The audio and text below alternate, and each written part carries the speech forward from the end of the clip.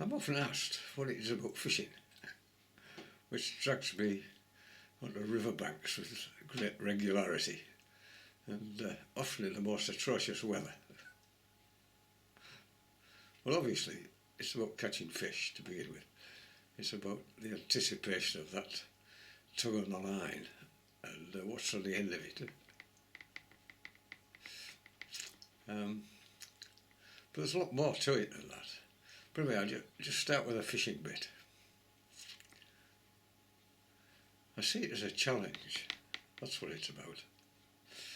And did you ever own one of these things when you were a youngster? These sliding puzzles.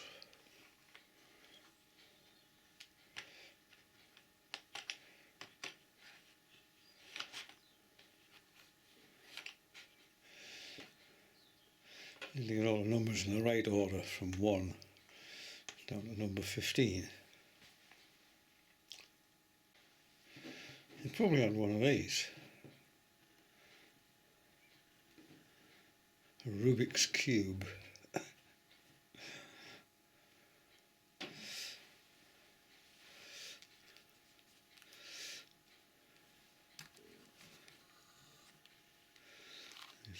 These all turn.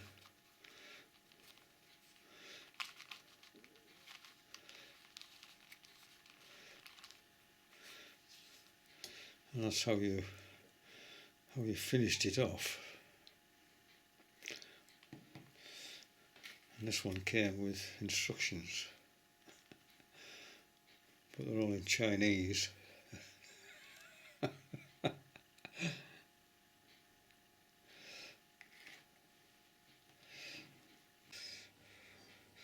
How did you make one of these? You had to get both nuts onto one loop without undoing any of the nuts. I mean, I only ever met one person who could do that, and I must have given it hundreds over the years.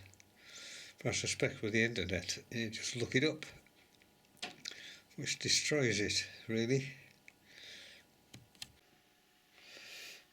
Well, we're lucky enough to get one of these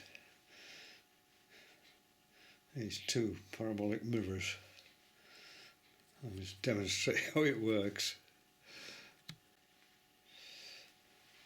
So I'll just put a pound coin in the middle of that one, and then put that on top.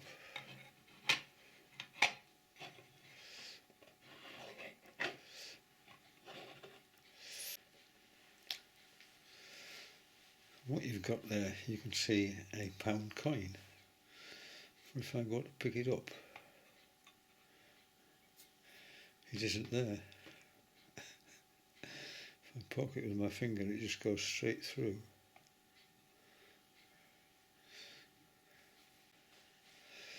And there you can see the edge of the pound coin I put in the bottom of the dish, and the floating one here. And you can see the original. Now, how does that come about? How does that thing work? Do you remember these? Magic Eye. This is an osprey catching a fish.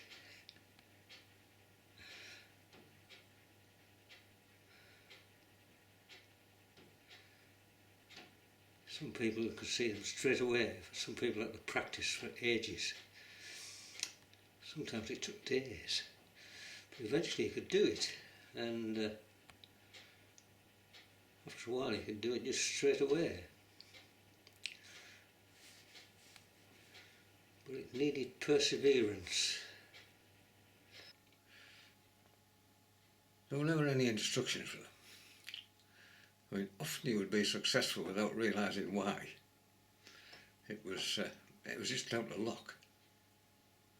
However, if you persevered, tried different techniques, sort of taking a few steps back when it didn't work, thinking about why it didn't work and refining the technique, a pattern would gradually emerge, and suddenly you'd be able to solve these puzzles quite quickly. You'd know what you were doing. And it's called problem solving, and it can be learned. I mean, books are written about it, hundreds of them. There are courses on it, and it's sort of de rigueur in organisations. It's what, I suppose it's what scientists do. I mean, I have a science background, so I think it's what scientists do, and there are several steps to it. And I found this useful in my fishing excursions. I suppose it begins a long time ago when I was a kid. My grandfather was an avid fisherman, a fanatic fly fisherman. Foundation of the local angling club at Kirby's Team on the River Eden. And I used to go out with him, wandering the riverbanks, not actually fishing, just looking for fish, or places where fish are lying, which on his next trip he would make a point of targeting. I never thought any more about it until later in life, when I decided I would take up this fly fishing game. And like all of these things, the first thing you do is you read about it, although I suppose you go on the internet and look at it, about rods and reels and lines. It's a whole new vocabulary, and leaders, dry flies, wet flies, nymphs, and so on. And eventually decided to buy the gear. I mean, if someone just gave you a fly rod and said, here, go fishing, you wouldn't have a clue what to do with it. You'd probably just dangle it off the bank into the water. So the first thing you had to do was to learn how to use this fly fishing line. And again, you could just go out and try it yourself, and it would probably take you a long time. But by watching videos, or perhaps getting some instruction from someone who was competent, and going out into the garden, flicking this line backwards and forwards, eventually, by trial and error, you become reasonably competent. Anyway, sufficient to go down to a river and try it on a river. I mean, the problem with rivers is, unlike the garden, after you've cast a line, it drifts away downstream, and you've then got to fathom out how to get it back. So you're learning different kinds of casts, particularly the roll cast. And then you had the problem of wind. When the wind was blowing in your face, or whether the wind was behind you, you had to refine your technique to compensate for all of that. But the problem with fly fishing is that if the river is up or coloured, then fly fishing is just not on. And in this part of the world, you get coloured rising water very often. And one summer was particularly bad. And I was in the angling shop, and the guy in there said, oh, you want to try coarse fishing. You can go coarse fishing in almost any conditions as long as you can get onto the bank. And he was talking about fishing for barbel. He said barbel love flood conditions, coloured water and flood conditions. I thought, oh, that'll do me. So that was the next venture. Having to read all about coarse fishing, and it was a complete new vocabulary. Feeders, pegs, ledgers, fixed spool reels as opposed to sort of fly fishing reels. and great big rods and thick lines. And of course the places you went to fish were by and large very different. You tended to fish further downstream, you know, big waters, deep waters, and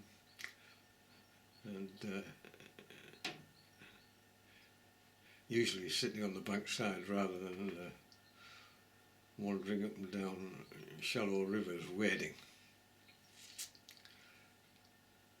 So that was the next venture. And of course when you're fishing, you've got this problem solving business, which is the aspect of it I like. I mean, aside a number of people, they just want it easy, you know. And you get this on the riverbank, or you see it on the internet, you know, where you're fishing, what peg are you fishing on, or if they're standing behind you, you know, what bait are you using, and where are you casting to, and how thick is the line, and how big a hook are you using.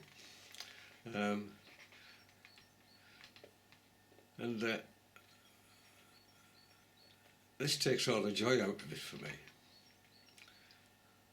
I really enjoyed making these discoveries myself. And again, it's by this problem solving business. You know, why aren't the fish taken? Is it the wrong bait? So you change the bait. So you change one thing at a time in problem solving. So you identify what the problem is, and then you try something. And if it doesn't work, then you change just one thing. So you might decide that it's the bait.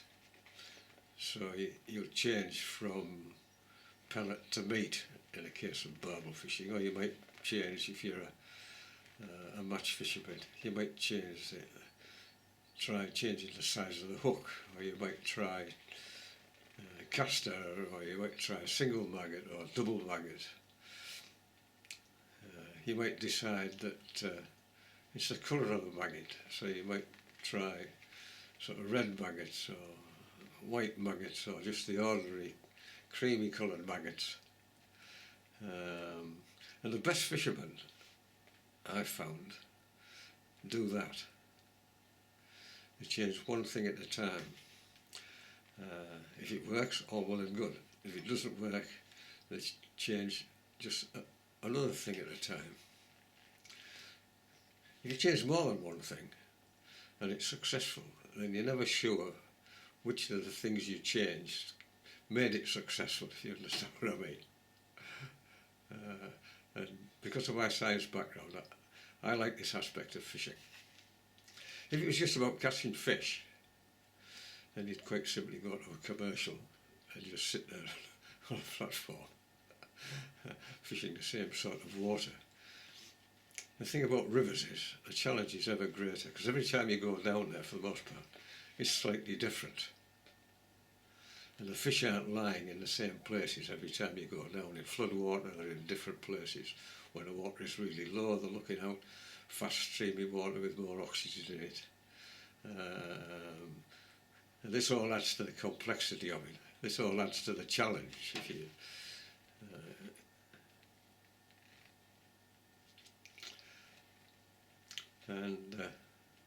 gradually, over a number of years, you become more and more competent. And probably the most interesting part is the rivercraft. Where are these fish in these conditions? If it's flooded and there's coloured water going through, if you're a barbel fisherman, that's ideal. So you try the main flow with great big waves, you know, try fishing the creases. I mean, all of these things which are, I mean, you say to somebody, what's a crease? On a river, you know, all new. And you become quite competent quite quickly, but you become very competent. It takes a long time and a lot of experimenting. And the best anglers are doing that all the time. You may not realise they're doing it, but they do. using this problem solving, this sort of scientific method. But it's not all about catching fish. I mean, probably half of it is about catching a fish. But for me, it's about being on a riverbank. There's something about being on riverbanks which brings a great deal of pleasure. There's the sound of the water, there's the bird life, the animal life, flowers, bird song. The whole experience is just delightful. And so if you don't catch a fish, it doesn't really matter. And if you do catch a fish, that's just it's a sort of an added bonus. And the other thing about fishing is you meet so many different people down there on rivers. I mean, some people that they don't want to talk to you, maybe on a bad day, or they've got some kind of stress in their life. They just want to sit on a riverbank in some sort of Zen type contemplation, watching the rod tips, not interested in conversation. Somebody standing behind them trying to engage them in some kind of conversation sometimes causes a great deal of irritation. But you just have to put up with it. I mean, some people are really helpful. The best are those people who point you in the right direction, but don't give you a chapter and verse on how to do it. And by finding out the information yourself, you learn an awful lot more. And that's what I like about fishing, and that's what drags me onto the riverbanks in the most appalling conditions sometimes, sitting under an umbrella with the rain absolutely hammering down, playing like a morass, catching nothing, freezing cold. It's that expectation, and if you're a barbel fisherman, it's that great big wrap round, and the reel on the bait runner singing away as the fish makes off down the river. This next series of videos, which I've made while I've been in this lockdown situation, it probably explains it a lot better than I can possibly explain it here on the camera. And then just when you think you've got everything taped, although you never do, I mean, you go down the road sometimes, I mean, I've had 10 blanks in a row without the faintest idea why. Trying to change everything in the hope of catching a fish. I mean, eventually you do. But as they say in Yorkshire, hey up, along comes this. The Guide to Modern Sea Fishing. Well, what I know about sea fishing could be written on the back of a matchbox, but I bought this book and another one, and again, it's a complete new vocabulary. And of course, a complete list of new species of fish, where to find them and how to fish for them. Just looking through it here. Here's the thing. The staggered wishbone rig. Never heard of it? No, neither did I. Oh. Shore fishing. Yeah, I just had a look at it. Starting out on a new venture, perhaps. The thing is, I live a long way from the sea, and I've never been a great lover of the seaside. From sitting on freezing cold beaches on holiday, and people telling you how wonderful it is. It wasn't wonderful at all. It also strikes me as quite expensive. All the gear seems to be massive. even when you're coarse fishing, you're looking at a 6 ounce weight as being something enormous, but compared with the things in this book, it's tiny. Great big rods. And you see there's photographs of guys there standing on really exposed beaches, the wind howling across and a spray in your face. Doesn't exactly appeal. I mean, the nice thing about river fishing is you can always find a little hole down a bank somewhere to keep the worst of the weather off. Anyway, I hope you enjoy this next series of videos, and I hope if you're not a fisherman, I hope it encourages you to take it up. As I say, I've thoroughly enjoyed the challenge, I've thoroughly enjoyed the discoveries, the experimentation, solving the solutions on my own, and of course the camaraderie, which has been a great joy to me. Anyway, take care, we'll see you again, hopefully once I've got my jab. I'll see you on the riverbank.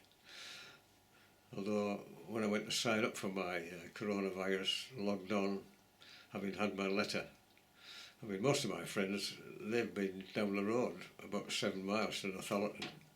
I go to sign on, and the nearest place is York. But anyway, that's another story. Take care. Bye-bye.